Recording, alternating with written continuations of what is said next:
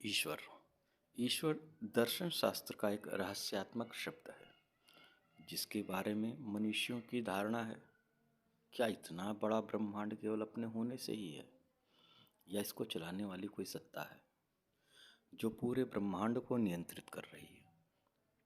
इसी नियंत्रित करता शक्ति को ही ईश्वर, अल्लाह, गॉड का नाम दिया गया। ईश्वर को कोई मानता है, कोई नहीं मानता। यहाँ मानने और न मानने का विषय नहीं है, बल्कि उस अस्तित्व के मौजूद होने का विषय है कि ऐसी कोई सत्ता है भी अथवा नहीं। यह एक ऐसा शब्द है जिसने मानव का आज तक अधिकाधिक शोषण किया, जिसने कमजोरों को बल और आशा प्रदान की। सबसे ज़्यादा रक्तपात इसी शब्द के कारण हुए, और सबसे ज़्यादा चमत्कार के पीछे भी यही शब्द है। इतना विशाल इस शब्द के अर्थ हैं, क्योंकि अभी तक यह पूर्ण तरह से अनजाना है, अतः यह अधिक भयावह है और लोग मानते हैं इस शब्द को अपने डर और स्वार्थ के कारण। हालांकि आज का विज्ञान भी यह खोज रहा है और उसके पास संभावना भी है कि कोई शक्ति, ऊर्जा है जो इस पूरे संसार को चला रही है, और उसी सत्ता ने इस ब्रह्मांड का निर्माण किया। विज्ञान मानता है सभी जैविक चीज़ों में एक ऐसी ऊर्जा है जिसके रहते हम जीवित हैं, और उसकी अनुपस्थिति ही मृत्यु है। इस पूरे परिदृश्य को समझने के लिए पूरे विश्व में फैले हुए दर्शन को एक बार हम समझने की कोशिश करते हैं। विज्ञान यह मानता है कोई केंद्र है, कोई केंद्रित ऊर्जा है जहाँ से इस पूरे प्रपंच की शुरुआत हुई। दर्शन कहता है ऐसी कोई परम सत्ता है जहाँ से इस पूरे प्रपंच की शुरुआत हुई। दोनों ही मानते हैं उसी एक केंद्र को। हम भी यहाँ उस केंद्र को परमात्मा, अल्लाह, गॉड मानकर चलेंगे ताकि विषय को समझने में आसानी हो और इसे आसानी से समझा जा सके। दर्शन में भेद है, कई भेद हैं। कई दर्शन कहते हैं कि ईश्वर एक है, एक परम सत्ता है। कोई कहते हैं दो परम सत्ता है, और कोई कहता है कि अनेकानेक परम सत्ता है। इस संपूर्ण जगत को अगर हम दो हिस्से में बांटें तो इसके दो वर्ग हमें समझ में आएंगे। पूर्व के पूर्वाग्रहों को छोड़कर अगर हम जितना जानते हैं आज के परिदृश्य में, जो हमारे सामने हमारे अनुभव में आ रहा है, तो हम केवल दो ही वर्ग में इसको बांट सकते हैं। पहला वर्ग जड़ अथवा भौतिक, और दूसरा चेतन। जड़ को मटेरियलिस्टिक कह सकते हैं और चेतन को कॉस्मिक। मटेरियल अथवा भौतिक में जो पदार्थ आएंगे, लोहा, आग, हवा, पानी, मिट्टी, लकड़ी, धातु आदि। और चेतन सोच, समझ, विचार, भावना, ज्ञान, कल्पना आदि। यदि हम इसको परिभाषित करें और समझने की कोशिश करें तो मेरी निगाह में जड़ चीज़ें वह हैं जो हमारी ज्ञानेंद्रियों के द्वारा पकड़ में आ सके, इनके द्वारा उन्हें प्रत्यक्ष किया जा सके, तथा जो स्थान घेरती हूँ ऐसी चीज़ों को हम भौतिक चीज़ों में रख सकते हैं। और इसी के ठीक विपरीत चेतन की अवस्था है।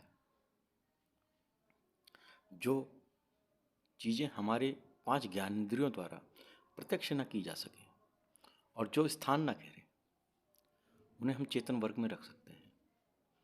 ज्ञानेंद्रियां जैसे कि आँख, कान, नाक, मुंह और त्वचा, यदि हम स्वयं का वर्गीकरण करें तो पाएंगे हमारे शरीर में मटेरियल हैं, शरीर और शरीर के अंग, और हमारे शरीर में जो कॉस्मिक है, चेतन है, वो है आत्मा और हमारे अंतःकरण, भावनाएं। जिन्होंने ईश्वर को एक माना वह कहलाए अद्वैत मतवादी। मोनोलिस्ट जैसे शंकराचार्य का वेदांत, उन्होंने माना कि जड़ और चेतन दो अलग अलग सत्ता है। जिन्होंने माना कि जड़ और चेतन की दो अलग अलग सत्ताएं हैं वह कहलाए द्वैत मतवादी, जैसे रामानुज, वल्लभाचार्य, माधवाचार्य, निम्बार्क मखाती। और जिन्होंने अनेक स्वतंत्र सत्ताएं स्वीकार की वह कहलाए अनेकानेक मत। अब इन मतों को थोड़ा सा हम खोलते हैं और समझने की कोशिश करते हैं। वस्तुतः ऐसा होता है कि हम जो है भारतवासी इन तमाम मतों के मिश्रित स्वरूप है। कभी तो हम अद्वैत मतवादी हो जाते हैं, कभी हम द्वैत मतवादी हो जाते हैं, कभी अनेकानेक मतवादी हो जाते हैं। और ये मत जो है हमारी दिनचर्या में, हमारी प्रत्येक दिन की ज़िंदगी में अलग अलग परिवेश में, अलग अलग परिस्थितियों में, अलग अलग भावों के साथ में उभरता रहता है। अद्वैत मत इस मत को मानने वाले या समूह इस सृष्टि के रचनाकार को एक मानता है, एक परमात्मा जो सबका कारण है और संपूर्ण ब्रह्मांड उसी की कृति है और वह परम चेतन है। उसे नींद और ऊंघ कुछ भी नहीं है, वह चेतन है। उसी एक चेतन से सभी चीज़ें प्रत्यक्ष हुई। हमने पाया ईश्वर एक है। यहाँ पर यह साबित करना मुश्किल है कि चेतन से जड़ किस प्रकार पैदा हुआ। हम और आप कल्पना नहीं कर सकते कि किसी की सोच से लकड़ी का पैदा हो जाना या लोहे का पैदा हो जाना कैसे संभव है। इस परेशानी ने एक और मत को जन्म दिया। उनका मत है संसार में दो चीजें हैं और वो दोनों स्वतंत्र है। द्वैत सिद्धांत या दर्शन दोनों वस्तुओं, भौतिक और चेतन की स्वतंत्र सत्ता को मानता है। उनका कहना है पहले से जड़ और चेतन दोनों ही चीजें इस सृष्टि में मौजूद हैं। भौतिक से भौतिक वस्तुएं पैदा हुई और चेतन से चेतन। परंतु निम्बार्क, वल्लभाचार्य आदि अंत में पुनः एक सत्ता को मानते हैं। वह ऐसा है, जड़ और चेतन दोनों को स्वतंत्र बताकर उस पर यूं ही अद्वैत की चद्दर चढ़ाकर उसे अद्वैत भी कह देते हैं। इस दर्शन में भी दो पक्ष हैं। जो कहता है सृष्टि चेतन से पैदा हुई, दूसरा मत कहता है नहीं, इस सृष्टि में चार चीजें थी पहले, आग, हवा, पानी, मिट्टी, और इन्हीं चीज़ों का एक विशेष अनुपात में संयोग होने से चेतन सत्ता पैदा हो जाता है।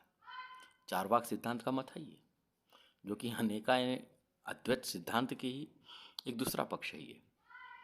इसी मत में इस सृष्टि और भौतिक पदार्थों को ही अंतिम सत्य मानता है। अनेकानेक मत, कुछ ऐसे भी मत हैं जो मानते हैं आग, हवा, पानी, मिट्टी सबकी अपनी अपनी अलग अलग स्वतंत्र सत्ता है। हालांकि भारतवर्ष में ऐसे मानने वाले मत नहीं हैं।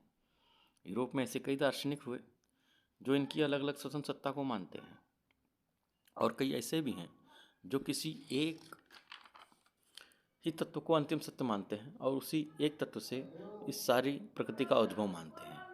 पानी, आग, हवा, मिट्टी।